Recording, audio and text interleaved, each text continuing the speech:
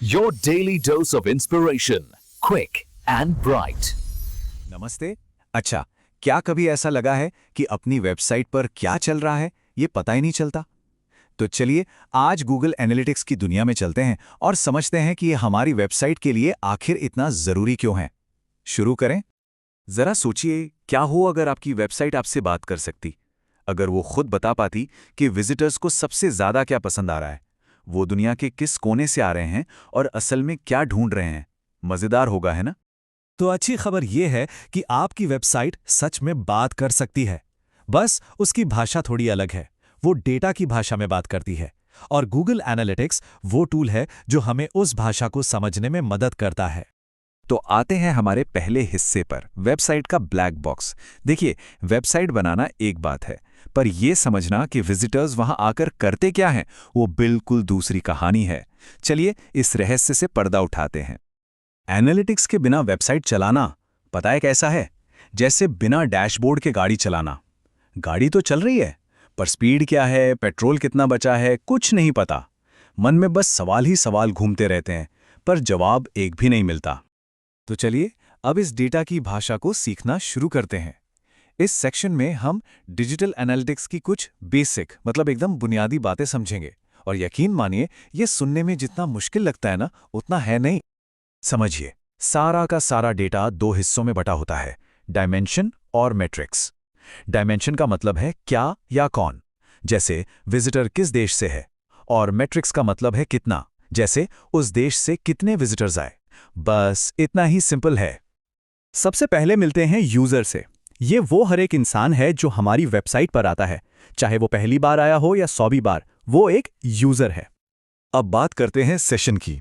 इसे ऐसे समझिए जैसे कोई हमारी दुकान में आता है, कुछ देर सामान देखता है और फिर चला जाता है। ये जो पूरी विजिट थी ना, ये एक सेशन है।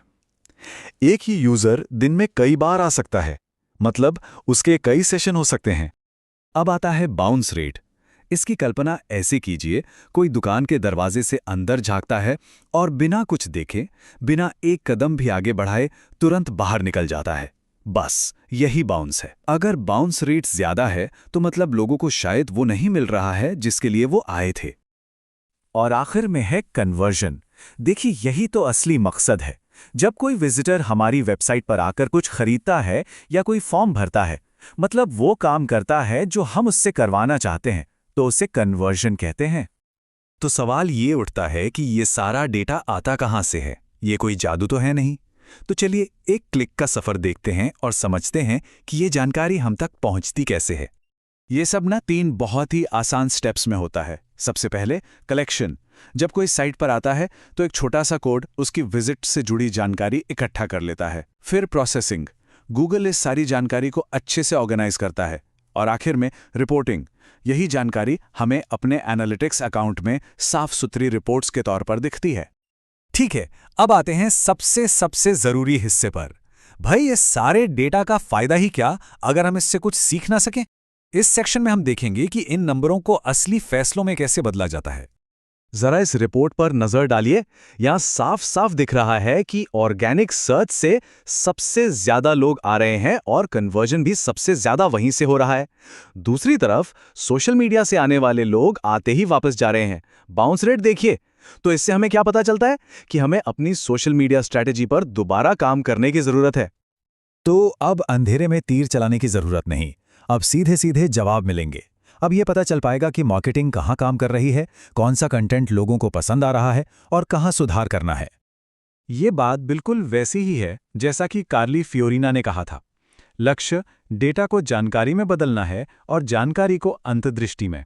मतलब ये सिर्फ नंबरों का खेल नहीं है, ये उन नंबरों के पीछे छुपी कहानी को समझने का नाम है। आपकी वेबसाइट हर रोज हर पल आपसे बात कर रही है। वो आपको एक कहानी सुना रही है। वो बता रही है कि आपके विजिटर्स कौन हैं और वो क्या चाहते हैं। अब सवाल बस एक है, क्या आप उस कहानी को सुनने के लिए तैयार हैं?